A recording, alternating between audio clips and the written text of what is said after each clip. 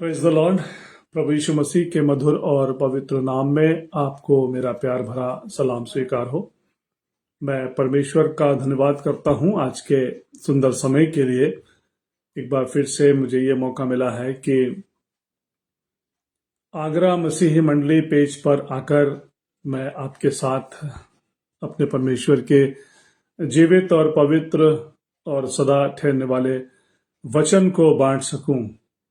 मेरे प्रियो, मैं स्मरण करता हूं पवित्र वचन बाइबल में यशायाह नबी की पुस्तक उसके 48वें अध्याय की 17वीं और 18वीं आयत पर मेरा ध्यान गया और मैं आपके साथ उसको साझा करना चाहता हूं। प्रभु अपने वचन के अनुसार हमें क्या देना चाहता है। कुछ बातें हैं जिन पर हम मनन करने का प्रयास करेंगे और चाहते हैं कि पवित्र आत्मा हमारी अगुवाई करे। और ये विश्वास है कि जब हम प्रार्थना के साथ बैठते हैं और प्रार्थना में प्रभु को पुकारते हैं तो हमारा परमेश्वर, जो हमारी प्रार्थना को सुनने वाला और दया करने वाला परमेश्वर है, अपनी दया में अपना जीवित वचन हमारे ऊपर प्रकाशित करता है। यशायाह नबी की पुस्तक के 48वें अध्याय की 17वीं और 18वीं आयत को मैं आपके साथ पढ़ना चाहूंगा। लिखा हुआ है, यहोवा जो तेरा छुड़ाने वाला और इस्राएल का पवित्र है, वो यूं कहता है, मैं ही तेरा परमेश्वर यहोवा हूं, जो तुझे तेरे लाभ के लिए शिक्षा देता हूं और जिस मार्ग से तुझे जाना है उस मार्ग पर तुझे ले चलता हूं। भला होता कि तू मेरी आज्ञाओं को ध्यान से सुना होता, तब तेरी शांति नदी के समान और तेरा धर्म समुद्र की लहरों के समान होता। इस पद में जो विशेष बात मुझे मनन करने के लिए या उसके अनुसार काम करने के लिए प्रेरित करती है, वो ये कि मैं ही तेरा परमेश्वर यहोवा हूं, जो तुझे तेरे लाभ के लिए शिक्षा देता हूं। जोर दिया गया है परमेश्वर के वचन में, इस बात पर जोर दिया गया है कि मैं ही एकमात्र तेरा परमेश्वर यहोवा हूं, जो तुझे तेरे लाभ के लिए शिक्षा देता हूं। मेरे प्रियो, आज मेरे लिए ये बहुत अधिक महत्वपूर्ण बात हो जाती है कि हमारा परमेश्वर हमको हमारे लाभ के लिए शिक्षा देता है। वो हमें लाभ पहुंचाना चाहता है, वो हमें लाभान्वित करना चाहता है, लेकिन उस लाभ को हम प्राप्त कर सकें उसके लिए वो हमें शिक्षित करना चाहता है, अपना मार्गदर्शन देना चाहता है, अपने इच्छा के अनुसार हमें आगे बढ़ाना चाहता है, ताकि हम उसके द्वारा प्रदान किए जाने वाले लाभ को प्राप्त करें और किसी भी तरीके से उन लाभों से वंचित ना होने पाए। अगर हम मानव जीवन की क्रियाओं पर अपना ध्यान केंद्रित करें तो मानव अपने जीवन में दो प्रकार की क्रिया करता है, चाहे वो सांसारिक हो चाहे वो आध्यात्मिक हो। मानव जो है वो अपने जीवन में दो प्रकार की क्रियाएं करता है। एक क्रिया तो आर्थिक क्रिया है और दूसरी गैर आर्थिक क्रिया। आर्थिक क्रिया अर्थात मनुष्य अपने जीवन में धन संपत्ति कमाने के लिए काम करता है, अपने जीविकोपार्जन के लिए काम करता है, अपने सामाजिक स्तर को बढ़ाने के लिए काम करता है, अपने आराम के लिए काम करता है और बहुत बार अपनी विलासिता को पूरा करने के लिए काम करता है। कुल मिलाकर वो धन कमाता है। दूसरी तरफ जो गैर आर्थिक क्रियाएं हैं वो मनुष्य करता है अपनी आत्मिक जीवन के लिए, आत्मिक शांति के लिए या अपने मानसिक लाभ के लिए। मेरे प्रियो, आज मुझे इस बात पर विचार करने की जरूरत है कि मैं अपने जीवन में कौन सी क्रियाओं पर अधिक ध्यान देता हूं। मेरे जीवन में कौन सी ऐसी क्रियाएं हैं जिनके पीछे मैं लगा रहता हूं और उन क्रियाओं को करने के द्वारा मैंने अपने जीवन में किस प्रकार का लाभ अर्जित किया है, किस प्रकार का लाभ कमाया है, या जो कुछ मेरे पास था उस क्रियाओं में मैंने वो भी खो दिया। आज बड़ा प्रश्न है जो मुझे अपने आप से पूछकर आगे चलना है। परमेश्वर हमें अपनी दया में, अपने प्रेम में, अपने स्वभाव में लाभान्वित करना चाहता है, लाभ प्रदान करना चाहता है, परंतु परंतु कुछ शर्तें हैं, कुछ शिक्षाएं हैं जो मुझको और आपको वो देता है। देखिए, यदि आप बाइबल में यशायाह नबी की पुस्तक और उसके पहले अध्याय की 19 और 20 आयत को पढ़ें तो वहां पर यह बात लिखी हुई है कि यदि तुम आज्ञाकारी होकर मेरी मानो, एक शर्त, यदि तुम आज्ञाकारी होकर मेरी मानो तो इस देश के उत्तम उत्तम पदार्थ खाने पाओगे, और यदि तुम ना मानो तो तलवार से मारे जाओगे। दोनों बातें। यदि मेरी आज्ञाओं को मानो, पहली शिक्षा, तो तुम इस देश के उत्तम उत्तम पदार्थों को खाओगे, और यदि ना मानो तो तलवार से मारे जाओगे। ये दो शर्तें वहां पर, दो बातें परमेश्वर ने हमारे लिए प्रकट की है।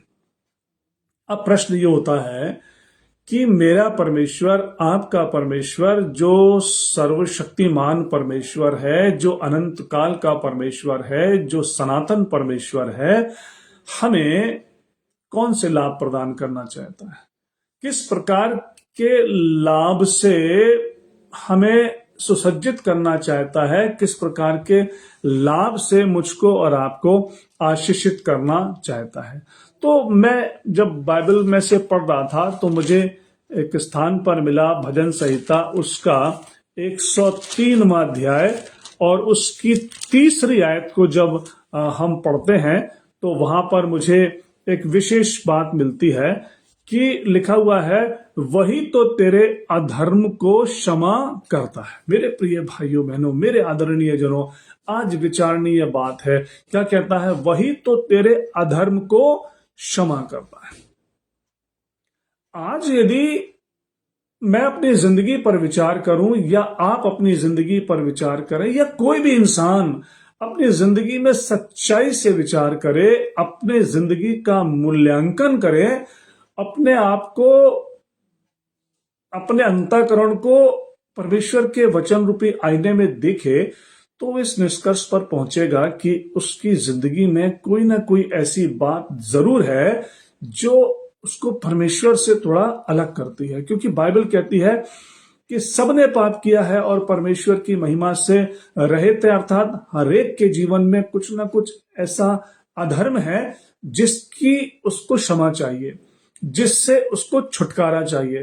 तो हमारा परमेश्वर आज हमको इस लाभ से सुसज्जित करना चाहता है, या इस प्रकार के लाभ को प्रदान करके मुझे और आपको आशीषित करना मांगता है कि हमारे अधर्मों को वो क्षमा करे। क्योंकि जो हमारा परमेश्वर है, जो अनंत काल का परमेश्वर है, जो अनादि परमेश्वर है, जो सृष्टिकर्ता परमेश्वर है, जो मेरे और आपके जीवन का रचने वाला परमेश्वर है, जो मेरे और आपकी सांसों की डोर को थामे रखने वाला परमेश्वर है, वो सचमुच में दयालु और अनुग्रहकारी है और अधर्मों को क्षमा करने वाला परमेश्वर, जिसके केवल जिसके हाथ में ही ये सामर्थ है कि मेरे और आपके या समस्त मानव के अधर्मों को वो क्षमा कर सके। तो बाइबल से मैं आपके सामने कुछ बातों को रखना चाहता हूं। यदि भजन संहिता उसका 32वां अध्याय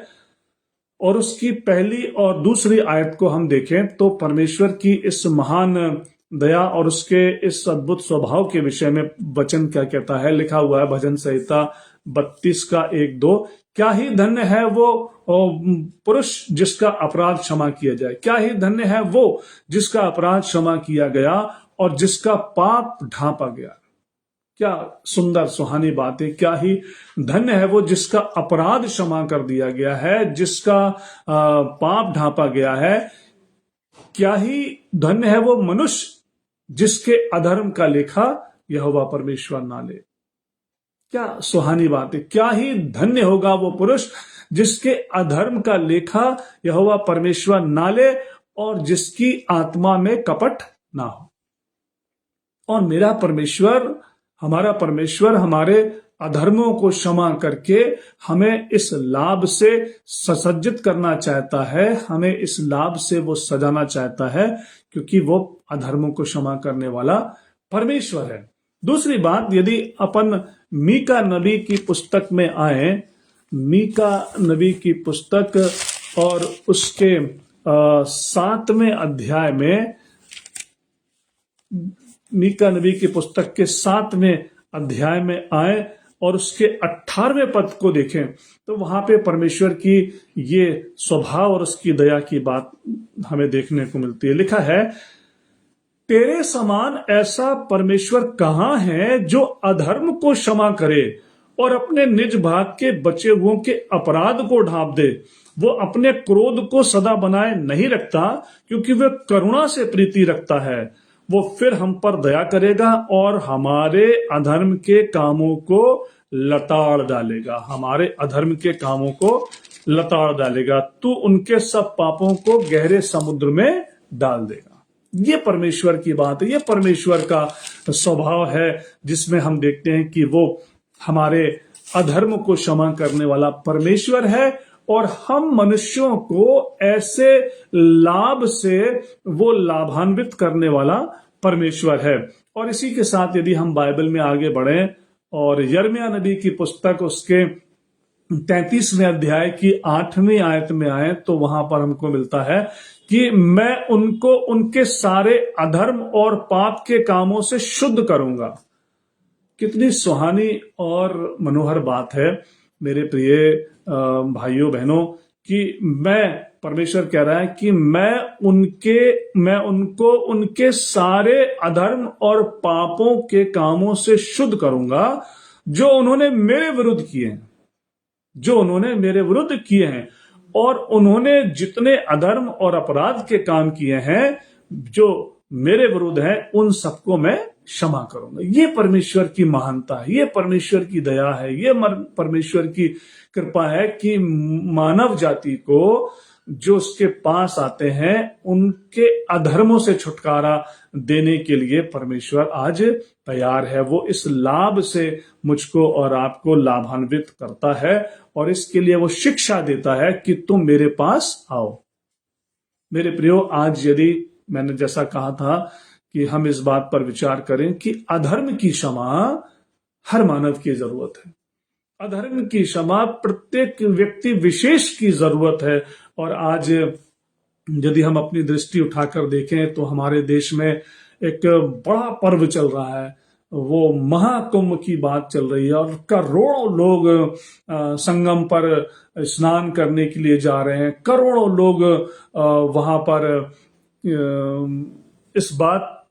इस विश्वास में होकर के जा रहे हैं कि हम वहां पर जाकर स्नान करें और हमको शुद्धिकरण मिल जाए, हमको मुक्ति मिल जाए, और इस उद्देश्य से जा रहे हैं लोग वहां पे। क्यों? क्योंकि सब जानते हैं कि सबको उद्धार चाहिए, सबको अधर्म की क्षमा चाहिए। और बाइबल कहती है कि हमारा परमेश्वर जो सनातन का परमेश्वर है, जो अनंत काल का परमेश्वर है, वो हमको हमारे पापों से शुद्ध करता है, हमारे अधर्मों के लिए हमें क्षमा करता है। अब मेरे प्रियो, संदेश के दूसरे भाग में यदि हम आए तो हम इस बात को देखते हैं कि सबसे बड़ी बात की प्रश्न उठता है कि ये अधर्म है क्या? अधर्म क्या है? बड़ा प्रश्न है जो आज बहुत से लोगों के मन मस्तिष्क में हो सकता है, बहुत से लोगों के दिमाग में ये हो सकता है कि अधर्म क्या है। तो मेरे प्रियो, इसके पहले कि हम इस बात पर चर्चा करें कि अधर्म क्या है, हमें ये बात को देखना पड़ेगा कि धर्म क्या है। बड़ा प्रश्न ये भी है कि धर्म क्या है, और धर्म क्या है, इस बात को बहुत अच्छी तरीके से समझने के लिए हमें इस बात पर विचार करना पड़ेगा कि धर्म क्या नहीं है। देखिए, अधर्म क्या है, इसको समझने के लिए विचार करना होगा इस बात पर कि धर्म क्या है, और धर्म क्या है को समझने के लिए इस बात पर विचार करना होगा कि धर्म क्या नहीं है। और आज क्या है मेरे प्रियो, कि मानव ने या बहुत से विद्वानों ने, बहुत से लोगों ने धर्म को एक एक छोटी परिधि में बांध करके रख दिया, एक छोटी सी बाउंड्री के अंदर बांध करके रख दिया है। और धर्म जो है आज एक छोटा सा कहना चाहिए कि वस्तु विशेष बन करके रह गया। लेकिन यदि हम गहराई से उस पर विचार करें, यदि हम परमेश्वर के वचन के अनुसार विचार करें, या हम सनातन विचारधारा के अनुसार विचार करें, तो हम इस बात को पाएंगे कि धर्म हिंदू, मुस्लिम, सिख, ईसाई, बौद्ध, जैन इत्यादि इत्यादि ये धर्म नहीं है। आज मैं इस बात को कह सकता हूं, ये धर्म नहीं है। ये सब तो समुदाय हैं, ये सब समाज हैं जिसमें रहकर लोग अपने पारिवारिक और सामाजिक संस्कारों को पूरा करते हैं और अपनी जिंदगी में आगे बढ़ते हैं। फिर से मैं इस बात को कहूंगा कि प्राचीन शास्त्रों के अनुसार हिंदू, मुस्लिम, सिख, ईसाई, बौद्ध, जैन और फारसी ये सब धर्म नहीं है। ये समुदाय हैं, ये समाज हैं जिसमें रहकर के लोग अपने संस्कारों को पूरा करते हैं। विशेष तौर से यदि मैं ईसाई धर्म की बात करूं, ईसाइयत की बात करूं, मसीहत की बात करूं, तो मैं इस बात पर विश्वास करता हूं या इस बात पर विचार करता हूं कि मसीहत जो है वो धर्म बिल्कुल नहीं है। Christianity is not a religion, बल्कि मैं इस बात को कहता हूं, दृढ़ता के साथ सामने रखता हूं कि मसीहत जो है वो व्यवहारिक जीवन है। Christianity is a practical life, just do it. प्रभु यीशु मसीह ने कहा कि तुम करो जैसा मैंने तुमसे व्यवहार किया है, जैसा मैंने तुम्हारे साथ प्रेम किया है, तुम करो। और यदि तुम दूसरों के साथ करोगे तो मेरे चेले ठहरोगे। और केवल भजन, कीर्तन, प्रार्थना या जो भी संस्कार है उनको करना ही धर्म नहीं है, लेकिन प्रभु की इच्छा और उसकी आज्ञाओं का पालन करना ही धर्म है। इसलिए मैं ये कहता हूं कि Christianity is not a religion, Christianity is a practical life. और इसी तरीके से हम और भी कह सकते हैं कि बाकी सब चीजें भी धर्म नहीं है। तो अब प्रश्न उठता है कि धर्म फिर क्या है? धर्म क्या है? देखिए मेरे प्रिय भाइयों बहनों, आज मैं एक बात बड़ी दृढ़ता के साथ कह सकता हूं कि धर्म तो एक ही है। धर्म तो एक ही है और वो है सनातन। वो है सनातन जिसकी आज बहुत जोर शोरों से चर्चा चल रही है और बहुत ही कहना चाहिए दृढ़ता के साथ विचार चल रहा है। और मैं इस बात को भी कह सकता हूं दृढ़ता के साथ कि धर्म तो एक ही है और वो है सनातन। लेकिन प्रश्न ये उठता है कि वो सनातन क्या है? आज इस बात पर विचार करने की जरूरत है। कई दिनों से मैं इस बात पर मंथन कर रहा हूं और प्रार्थना कर रहा हूं, तो मैं किसी निष्कर्ष पर पहुंच रहा हूं प्रभु की दया से। और प्रश्न जो उठता है कि सनातन क्या है? और जब सनातन क्या है प्रश्न उठता है, तो मेरे प्रियो ये जो मुद्दा है, जो सनातन का मुद्दा है, ये किसी प्रकार का कोई विवाद नहीं है। ये कोई विवाद का मुद्दा नहीं है। ये तो विश्वास का मुद्दा है, ये आस्था का मुद्दा है और ये आस्था में समर्पण का मुद्दा है और विश्वास के अनुसार काम करने का मुद्दा है। सनातन अर्थात यदि हम उसके शाब्दिक अर्थ पर जाएं तो अनंत।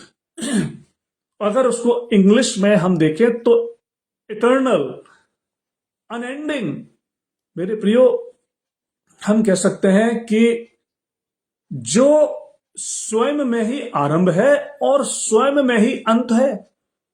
फिर से सुनेंगे इस बात को, जो स्वयं में ही प्रारंभ है और स्वयं में ही अंत है, उसके पहले कुछ नहीं है और उसके बाद कुछ नहीं होगा। और जब हम विचार करते हैं, जब हम अध्ययन करते हैं, तो हम इस निष्कर्ष पर पहुंचते हैं कि बाइबल क्या कहती है। और बाइबल कहती है उत्पत्ति की पुस्तक 1 अध्याय उसकी 1 आयत में कि आदि में परमेश्वर ने आकाश और पृथ्वी की सृष्टि की। प्रारंभ में परमेश्वर ने आकाश और पृथ्वी की सृष्टि की। जब कुछ नहीं था तब वो था, और जब कुछ नहीं होगा तब वो होगा। फिर से सुनेंगे इस बात को, जब कुछ नहीं था तब वो परमेश्वर था, और जब कुछ नहीं होगा तब वो परमेश्वर होगा। जिसने कहा कि मैं हूं, जिसने कहा कि मैं हूं अर्थात अपने लिए कहा कि मैं हूं वो हूं। यूहन्ना रचित सुसमाचार के पहले अध्याय के पहले से 5वीं आयत तक बाइबल में इस बात को लिखा है, प्रभु यीशु मसीह ने इस बात को कहा है, या वचन में इस बात को लिखा हुआ है कि आदि में वचन था। अब ये सनातन की बात है, इसको आप ध्यान से सुनिए, जो भी मेरे भाई बहन इसको बाद में सुनेंगे। और मैं तो यही प्रार्थना करूंगा कि अधिक से अधिक लोगों तक ये संदेश पहुंच जाए कि आदि में वचन था और वचन परमेश्वर के साथ था और वचन परमेश्वर था। यही आदि में परमेश्वर के साथ था। आदि में मतलब टू द बिगनिंग, सबसे पहले जब कुछ नहीं था तो वचन था, वचन परमेश्वर के साथ था और वचन परमेश्वर था। यही आदि में परमेश्वर के साथ था। सब कुछ उसी के द्वारा उत्पन्न हुआ, सब कुछ उसी के द्वारा, जिसके द्वारा उत्पन्न हुआ वो सनातन है। और जो कुछ उत्पन्न हुआ है उसमें से कोई भी वस्तु उसके बिना उत्पन्न नहीं हुई। वो सामर्थ, वो सर्वशक्तिमान जिसके बिना कुछ भी उत्पन्न नहीं हुआ, वो सनातन परमेश्वर है, जिसमें जीवन था और वो जीवन मनुष्यों की ज्योति था, और ज्योति अंधकार में चमकती है और अंधकार ने उसे ग्रहण नहीं किया। अब यहां दो बातें, अंधकार ने उसे ग्रहण नहीं किया अर्थात उस परमेश्वर की सामर्थ को ग्रहण नहीं किया, अर्थात वो अधर्म की बात अलग होती हुई नजर आती है। यदि यूहन्ना रचित सुसमाचार के पहले अध्याय में और 15वीं आयत में आए, उसके आगे चले तो लिखा हुआ है और वचन देहधारी हुआ। वो वचन जो आदि में प्रारंभ में था वो देहधारी हुआ और अनुग्रह और सच्चाई से परिपूर्ण होकर हमारे बीच में डेरा किया, और हमने उसकी ऐसी महिमा देखी जैसे पिता के इकलौते की महिमा। तो लिखा हुआ जितनों ने उसे ग्रहण किया, यूहन्ना के पहले अध्याय की 12वीं आयत में, जितनों ने उसे ग्रहण किया उन्हें परमेश्वर की संतान होने का अधिकार दिया, अर्थात उन्हें जो उसके नाम पर विश्वास करते हैं। वो सनातन परमेश्वर की संतान होने का अधिकार दिया और सनातनी होने का अधिकार दिया। तो सनातन क्या है और सनातनी क्या है? परमेश्वर के वचन अर्थात बाइबल से हम इस बात को पाते हैं कि जो प्रारंभ में था, जिसने सब कुछ उत्पन्न किया, जिससे सब उत्पन्न हुआ और जिस पर लोग विश्वास लाते हैं, वो सनातनी है। बाइबल में आए, मैं आपके सामने एक बात रखता हूं। देखिए, यशाया नबी की पुस्तक, मैं जो भी कुछ बाइबल से ही बात करूंगा, यशाया नबी की पुस्तक और उसके 9वें अध्याय में 9th चैप्टर और उसका 6वां और 7वां पद को हम देखें तो जो प्रभु यीशु मसीह के जन्म के 800 वर्ष पूर्व, यानी 800 ईसा पूर्व, एक नबी यशाया ने यह बात कही थी, भविष्यवाणी के तौर पर यह बात कही थी, उस परमेश्वर की इच्छा के अनुरूप यह बात कही थी। क्योंकि देखिए, मैं दूसरी आयत से पढ़ता हूं, यशाया नबी की पुस्तक उसका 9वां अध्याय दूसरी आयत से। जो लोग अंधेरे में चल रहे थे उन्होंने बड़ा उजियाला देखा, और जो लोग घोर अंधकार से भरे हुए मृत्यु के देश में रहते थे उन पर ज्योति चमकी। यह परमेश्वर की दया की बात है और परमेश्वर के द्वारा मानव के अधर्म को दूर करने की इच्छा की बात है और मानव के अधर्म को दूर करने के उपाय की बात है जो परमेश्वर अपनी दया में कर रहा है। और 6वीं आयत में लिखा, क्योंकि हमारे लिए एक बालक उत्पन्न हुआ, अभी हुआ नहीं, होगा, 800 वर्ष बाद होगा, जिसको 800 वर्ष पहले नबी यशाया अपने आंखों के सामने होते हुए देख रहा है परमेश्वर की सामर्थ में, वो भविष्य की बातें कर रहा है। हमारे लिए एक बालक उत्पन्न हुआ, हमें एक पुत्र दिया गया और प्रभुता उसके कांधों पर होगी। प्रभु यीशु मसीह के लिए यह बात कही जा रही है। और उसका नाम, ध्यान से सुनिएगा मेरी बात, और उसका नाम अद्भुत युक्ति करने वाला, पराक्रमी परमेश्वर, अनंत काल का पिता और शांति का राजकुमार रखा जाएगा। क्या रखा जाएगा? उसका नाम अद्भुत युक्ति करने वाला, पराक्रमी परमेश्वर, अनंत काल का यानी सनातन का परमेश्वर और शांति का राजकुमार रखा जाएगा। मेरे प्रियो, ये बात बाइबल आज हम सबसे कह रही है। सनातन अर्थात जिसका जन्म अद्वितीय है, जिसका जन्म अद्वितीय है, और परमेश्वर के वचन के अनुसार वो परमेश्वर जो सनातन का परमेश्वर है, वो परमेश्वर जो अनंत काल का परमेश्वर है, वो परमेश्वर जो एवरलास्टिंग परमेश्वर है, वो स्वयं अपने सनातन होने की घोषणा कर रहा है। कौन है जिसने इस बात की घोषणा की कि वो सनातन का परमेश्वर है? ग्रंथों के अनुसार यदि हम दूसरे ग्रंथों पर भी विचार करें, ऋग्वेद पर विचार करें, तो उसमें भी ये बात कही जा रही है कि वो परमेश्वर जो अनंत काल का परमेश्वर है, वो परमेश्वर जो सनातन का परमेश्वर है, वो स्वयं अपने सनातन होने की घोषणा कर रहा है।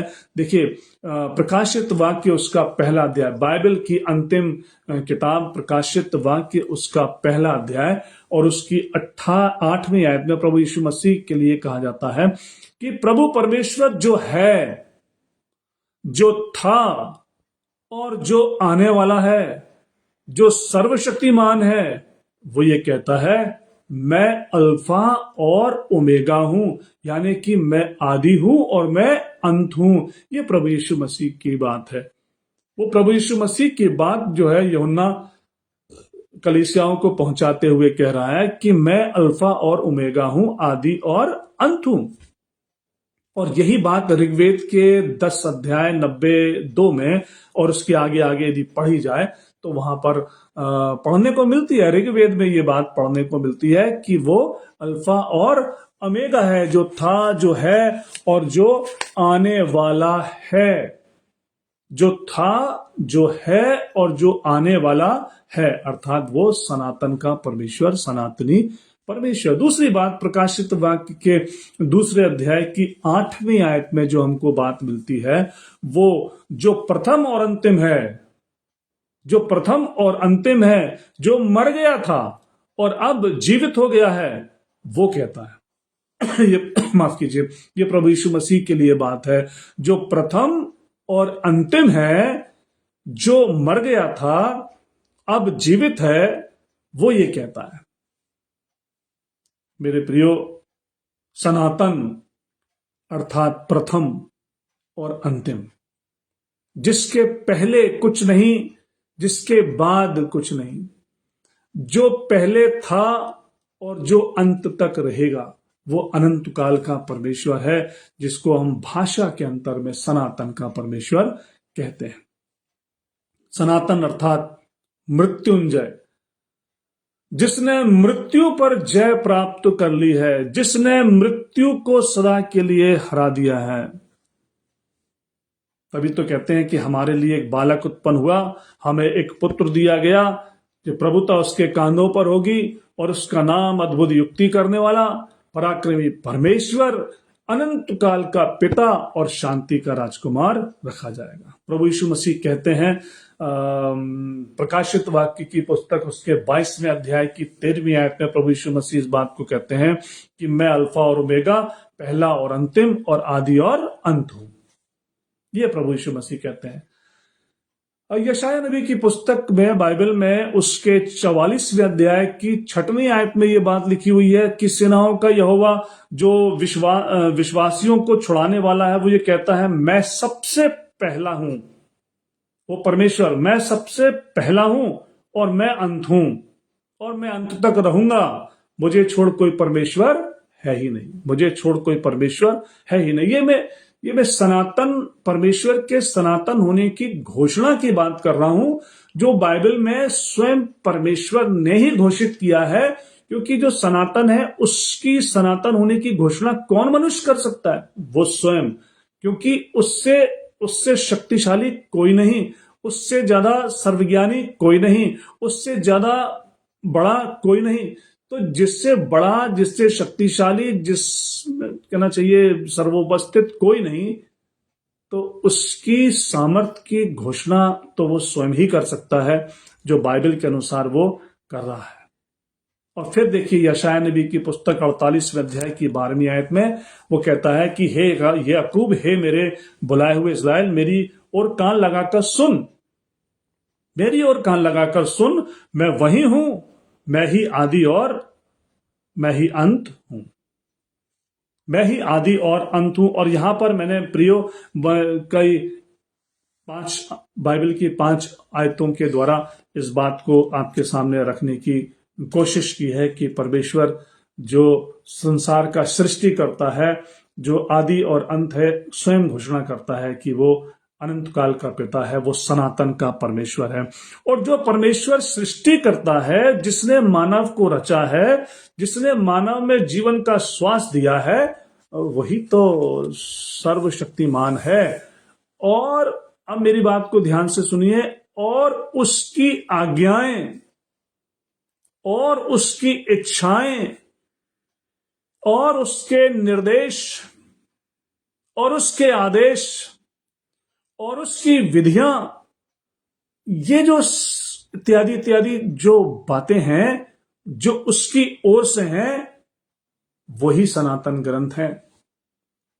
फिर से सुनिए मेरी बात को, वो परमेश्वर जो आदि है, जो अंत है, जो सर्वशक्तिमान है, जो सनातन है, उसकी आज्ञाएं, उसकी इच्छाएं, उसके निर्देश, उसके आदेश, उसकी ठहराई हुई विधियां इत्यादि इत्यादि समस्त जो उसकी ओर से हैं, वही सनातन ग्रंथ हैं, जो कि इस तरीके से हमको बताते हैं। यदि मैं आपके सामने निर्गमन की पुस्तक में, आइए, जो बाइबल को पढ़ने वाले हैं, जो बाइबल को जानने वाले हैं, वो अच्छी तरीके से जानते हैं, लेकिन जो लोगों ने बाइबल को किसी कारणवश नहीं पढ़ा है, या अभी तक किसी तरीके से वो भ्रमित हैं और पढ़ नहीं पाए हैं, मैं उनके लिए ये बात रखना चाहता हूं कि वो सनातन का जो ग्रंथ है, वो कौन से निर्देश और आदेश मुझको और आपको दे रहा है।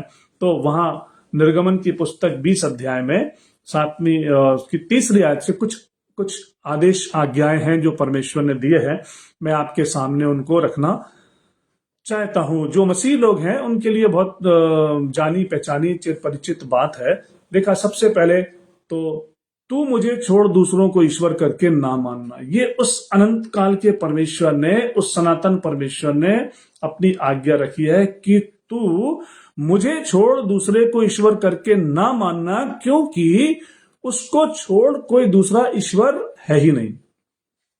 पहली बात, तू मुझे छोड़ दूसरे को ईश्वर करके ना मानना, जो सनातन धर्म की शिक्षा है। दूसरी बात, तू अपने लिए कोई मूर्ति खोद कर ना बनाना, ना किसी की प्रतिमा बनाना जो आकाश में या पृथ्वी पर या पृथ्वी के जल में है। तू उनको दंडवत ना करना और ना उनकी उपासना करना। ये दूसरी आज्ञा है या दूसरी विधि है जो परमेश्वर ने दी है। फिर से पढ़ूंगा, तू अपने लिए कोई मूर्ति खोद कर ना बनाना, ना किसी की प्रतिमा बनाना जो आकाश में या पृथ्वी पर या पृथ्वी के जल में हो। तू उनको दंडवत ना करना और ना उनकी उपासना करना। और मेरे प्रियो, ये बात जो है, बहुत से संतों ने, बहुत से महापुरुषों ने, बहुत से ज्ञानियों ने इस बात को बताया है और बताने की कोशिश में निरंतर लगे हुए हैं कि सनातन धर्म इस प्रकार की गतिविधियों की पुष्टि नहीं करता। सनातन धर्म इस प्रकार की कोई भी क्रियाकलाप की पैरवी नहीं करता। तीसरी बात, जो परमेश्वर, जो अनंत काल का परमेश्वर है, वो कहता है कि तू अपने परमेश्वर का नाम व्यर्थ ना लेना, अपने परमेश्वर का नाम व्यर्थ ना लेना। और चौथी बात कहता है, तू विश्राम दिन को पवित्र मानने के लिए स्मरण करना, अर्थात एक दिन तू विश्राम करना, परमेश्वर को स्मरण करना और उसकी उपासना करना। ये 4 बातें हैं जो परमेश्वर ने मानव को दी है कि मानव और परमेश्वर के बीच में ये संबंध, गहरा संबंध, प्रेम का संबंध स्थापित रहे। और अगली बात जो 5 से 10 तक जो आज्ञाएं परमेश्वर देता है वो मैं आपके सामने रखना चाहता हूं कि तू अपने माता पिता का आदर करना, तू खून ना करना, तू व्यभिचार ना करना, तू चोरी ना करना, तू किसी के विरुद्ध झूठी साक्षी ना देना, तू किसी के घर, किसी की स्त्री, किसी की दास दासी या किसी भी वस्तु का लालच ना करना। ये 5 आयत से 10 आयत तक जो जो 6 आज्ञाएं दी हैं ये मानव के प्रति है। मानव आपस में एक दूसरे के साथ इन आज्ञाओं का पालन करें। मेरे प्रियो, ये जो नियम दिए गए हैं, ये जो आज्ञाएं दी गई हैं, ये सनातन ग्रंथ की बात है। ये सनातन आज्ञाएं हैं जो मनुष्य को परमेश्वर के साथ और मनुष्य को मनुष्य के साथ प्रेम और करुणा का व्यवहार करने के लिए प्रेरित करती हैं। और यही बात आगे चल करके हम देखते हैं, प्रभु यीशु मसीह ने इन बातों को बड़े ही खूबसूरती के साथ मत्ती रचित सुसमाचार के 22 अध्याय की 37वीं आयत में कहा है कि तू प्रभु अपने परमेश्वर से अपने सारे मन, अपने सारे प्राण, अपनी सारी बुद्धि, अपनी सारी शक्ति से प्रेम रख, और इसी के समान दूसरी ये कि तू अपने पड़ोसी से अपने समान प्रेम रख। प्रभु ने 10 आज्ञाओं को 2 में परिवर्तित करके सारी बातों को कह दिया और कह दिया ये आज्ञाएं सारी व्यवस्था और भविष्यवक्ताओं का आधार हैं। तू परमेश्वर से प्रेम रख और मानव तो आपस में एक दूसरे से प्रेम रख। मेरे प्रिय भाइयों बहनों, ये सनातन परमेश्वर की ओर से प्रदान की गई सनातन आज्ञाएं हैं जिनका पालन करना ही सनातन धर्म है। आज मैं आपके सामने, ये मेरा विश्वास है, ये मेरा मानना है, और ये बात जो मुझ पर प्रभु ने प्रकट की है मैं आप तक पहुंचाने की कोशिश कर रहा हूं। फिर से कहूंगा, ये सनातन परमेश्वर की ओर से प्रदान की गई जो सनातन आज्ञाएं हैं, और इन आज्ञाओं का, इन विधियों का पालन करना ही सनातन धर्म है। और यदि पालन या अनुसरण ना किया जाए, यदि इनका पालन या इनका अनुसरण नहीं किया जाए तो ये अधर्म है। अब हम परिभाषा के ऊपर पहुंच जाते हैं कि ये अधर्म है। धर्म क्या है, धर्म क्या नहीं है को समझने के बाद हम इस निष्कर्ष पर पहुंच जाते हैं कि अधर्म क्या है। जो परमेश्वर ने आज्ञाएं दी हैं वो अधर्म है। अब हम कह सकते हैं कि धर्म क्या है, धर्म की क्या परिभाषा है, जो मैं आपके सामने रखना चाह रहा हूं। परमेश्वर का वचन कहता है, या हम उसके अनुसार इस बात को कह सकते हैं, जो परिभाषा प्रभु ने मुझे दी है धर्म की, वो मैं आपके सामने रखना चाहता हूं।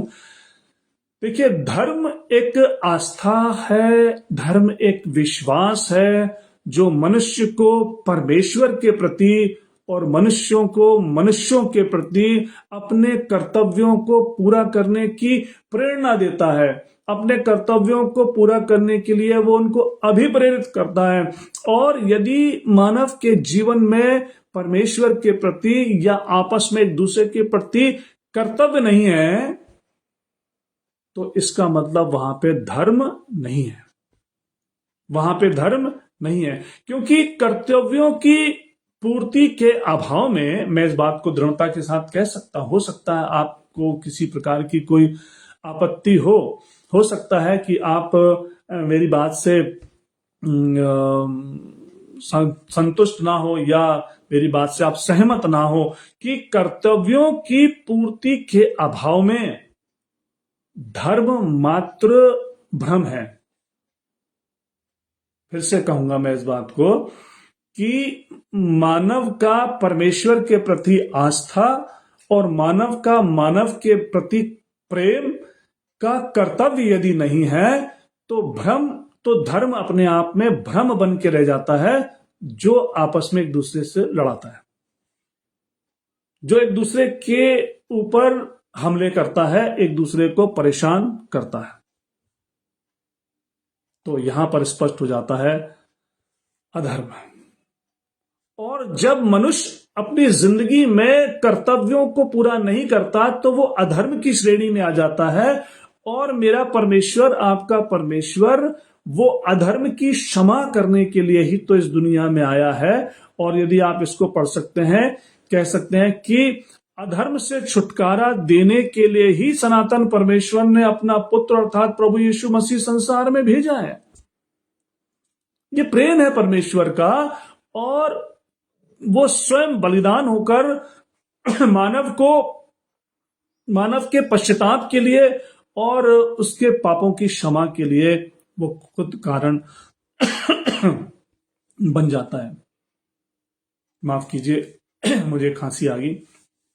फिर से मैं इस बात को कहूंगा कि परमेश्वर ने मानव को उसके अधर्म से छुटकारा देने के लिए स्वयं मानव रूप धारण किया, अर्थात जब हम कहते हैं ना कि उसने अपना इकलौता पुत्र दे दिया, यानी कि स्वयं परमेश्वर अपना निकटतम कुंवारी मरियम के गर्भ में प्रवेश करके बालक के रूप में जन्म लेता है और मनुष्यों की भाषा में समझाता है कि परमेश्वर तुमसे कितना प्रेम करता है। और वो परमेश्वर जो स्वर्ग के सिंहासन पर विराजमान है, वो मानव को छुटकारा देने के लिए, मानव को पापों की क्षमा देने के लिए, मानव को अधर्म से छुटकारा देने के लिए पृथ्वी पर आता है और अपने आप को बलिदान करके मृतकों में से जी उठ करके स्वर्ग में जा करके और फिर से आने का वायदा करता है। मृत्युंजय सनातन का परमेश्वर, जिसने मृत्यु के ऊपर जय प्राप्त की है। क्या कहती है बाइबल? यदि आप पहला कुरिन्थियों और उसका 15वां अध्याय 55 और 56 आयत पढ़ें, आगे तक पढ़ें कि जय ने मृत्यु को निगल लिया। हे मृत्यु तेरी जय कहां रही? हे मृत्यु तेरा डंक कहां रहा? मृत्यु का डंक पाप है और पाप का बल व्यवस्था, परंतु उस सनातन परमेश्वर ने, धन्यवाद हो उसका कि सनातन परमेश्वर का, कि उसने प्रभु यीशु मसीह के द्वारा हमें जयवंत किया है। क्योंकि प्रभु यीशु मसीह ने अपने आप को बलिदान किया, फिर तीसरे दिन मृतकों में से जी उठा, सिद्ध कर दिया कि परमेश्वर की मृत्यु नहीं होती, वरन वो परमेश्वर मृत्यु पर जयवंत है, वो मृत्युंजय है और वही है जो मानव को उसके अधर्मों से छुटकारा दे सकता है। लिखा हुआ बाइबल में यूहन्ना रचित सुसमाचार 3 अध्याय की 16वीं आयत में प्रभु यीशु मसीह ने स्वयं परमेश्वर के प्रेम को प्रकट करते हुए ये बात कही कि परमेश्वर ने जगत से ऐसा प्रेम किया कि उसने अपना एक लौता पुत्र दे दिया, ताकि जो कोई उस पर विश्वास करे वो नाश ना हो परंतु वो अनंत जीवन पाए, वो सनातन का जीवन पाए। और सनातन का जीवन कौन दे सकता है? जो स्वयं सनातन हो। और बाइबल में प्रभु यीशु मसीह मानव के केवल शरीर की बात नहीं करते, मानव की अंतर आत्मा की बात करते हैं, जिसके लिए वो कहते हैं कि जो मुझ पर विश्वास करेगा वो अनंत जीवन पाएगा। मानव के अधर्म की क्षमा प्रभु यीशु मसीह के बलिदान के द्वारा है, और क्षमा के बाद प्रभु यीशु मसीह के प्रेम और अनुग्रह में ही मानव अनंत जीवन को, यानी सनातन जीवन को प्राप्त करता है। मेरे प्रियो, मानव जो मिट्टी है वो अपने स्वभाव में निर्बल होता है और अधर्म में गिरता है, लेकिन प्रभु परमेश्वर का प्रेम, सनातन परमेश्वर का प्रेम इस बात को कहता है। प्रभु यीशु मसीह कहते हैं मत्ती रचित सुसमाचार 11 अध्याय की 28वीं आयत में कि हे सब परिश्रम करने वालों और बोझ से दबे हुए लोगों, मेरे पास आओ, मैं तुम्हें विश्राम दूंगा। वो बुला रहा है, हर एक को बुला रहा है, वो किसी भी समुदाय से क्यों ना हो, वो सबको बुला रहा है। इसलिए तो लोग मसीह यीशु के प्यार में लोगों को बताते हैं कि प्रभु यीशु मसीह ही है जो हमको बुलाकर हमारे अधर्मों को हमसे दूर करता। वो सनातन का परमेश्वर है, वो मृत्युंजय परमेश्वर है, जिसने मानव के लिए अपने प्राण को क्रूस पर दिया और मृतकों में से जी उठा। वो निर्बल नहीं है। बहुत से लोग कहते हैं ना कि वो निर्बल है, अपने आप को बचा नहीं पाया। मेरे प्रियो, यदि वो प्रभु यीशु मसीह अपनी सामर्थ में स्वयं को बचा लेता तो मैं और आप नहीं बच पाते, मेरी और आपकी आत्मा नहीं बच पाती, और हम उस अनंत यानी सनातन के जीवन को नहीं प्राप्त कर पाते जो परमेश्वर ने मेरे लिए और आपके लिए और संपूर्ण मानव जाति के लिए रखा है। मत कहिए कि वो निर्बल था जो क्रूस पर मर गया, अपने आप को बचा नहीं पाया। अरे वो कहता है यदि मैं चाहूं तो स्वर्ग से स्वर्गदूतों की 12 पलटन मंगा लूं, लेकिन प्रभु ने ऐसा नहीं किया। क्यों नहीं किया? क्योंकि वो सनातन का परमेश्वर मानव को सनातन का जीवन देने के लिए ही आया था। लिखा हुआ है भजन संहिता 103 अध्याय में, हम फिर से वहीं बातें हैं, वो लाभ वही तो तेरे अधर्मों को क्षमा करता है, वो तेरे लाभ के लिए शिक्षा देता है। सनातन का परमेश्वर यहोवा युग कहता है कि मैं ही तुमको जीवन दूंगा। यशायाह नबी की पुस्तक निकालें, उसका पहला अध्याय, माफ कीजिए, मैं यशायाह नबी की पुस्तक के पहले अध्याय में आते हैं और इस बात को देखते हैं क्या शिक्षा वहां पर है जो परमेश्वर देता है। यहोवा कहता है, यहोवा सनातन परमेश्वर कहता है, आओ हम आपस में बात करें, तुम्हारे पाप चाहे लाल रंग के हो चाहे अर्गवानी रंग के हो, वो हिम की नाई श्वेत हो जाएंगे, यदि तुम आज्ञाकारी होकर मेरी मानो, यदि तुम आज्ञाकारी होकर मेरी मानो। ये शिक्षा है, तुम आज्ञाकारी होकर मेरी मानो, ढिठाई ना करो। पहला यूहन्ना उसका पहला अध्याय 5वीं आयत से और 10वीं आयत तक यदि मैं आपके सामने ये इस बात को पढ़ दूं तो बहुत ज्यादा ये बात स्पष्ट हो जाएगी वहां पर, जो आज हर एक के लिए आवश्यक है। मेरे प्रियो, मैं इसको आपके सामने अवश्य ही पढ़ना चाहूंगा कि पहला यूहन्ना उसका पहला अध्याय और 5 आयत से पढ़ूंगा। लिखा हुआ है, जो समाचार हमने उससे सुना और तुम्हें सुनाते हैं वो ये है कि परमेश्वर ज्योति है, परमेश्वर ज्योति है और उसमें कुछ भी अंधकार नहीं। बहुत से लोग कहते हैं ना कि परमेश्वर ने पहले उजियाला बनाया फिर सूरज बनाया, कैसे हो गया, एक्सेट्रा एक्सेट्रा। लेकिन परमेश्वर स्वयं ज्योति है, जिसने अपनी ज्योति से ही उजियाला किया।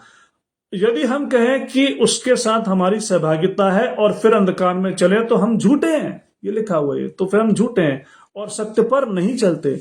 पर यदि जैसा वो ज्योति में है वैसे ही हम भी ज्योति में चलें तो एक दूसरे से सहभागिता रखते हैं और उसके पुत्र यीशु का लहू हमें सब पापों से शुद्ध करता। उसके पुत्र यानी सनातन परमेश्वर के सनातन पुत्र के लहू के द्वारा, उसके खून के द्वारा, जो मेरे लिए और आपके लिए उसने बलिदान होकर बहाया था, पापों से शुद्ध करता है। और यदि हम कहें कि हमने कुछ भी पाप नहीं तो अपने आप को धोखा देते हैं। मानव धोखे में ना रहो, मनुष्य धोखे में ना रहो और हम में सत्य नहीं। यदि हम अपने पापों को मान लें ना, यदि हम अपने पापों को मान लें, कोई भी XYZ, यदि हम अपने पापों को मान लें तो वो हमारे पापों को क्षमा करने और हमें सब अधर्म से शुद्ध करने में विश्वास योग्य और धर्मी है।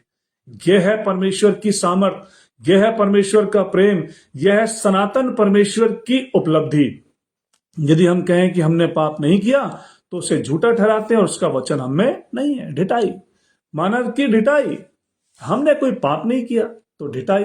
मेरे प्रिय भाइयों बहनों, परमेश्वर का वचन मुझको और आपको ये शिक्षा देता है।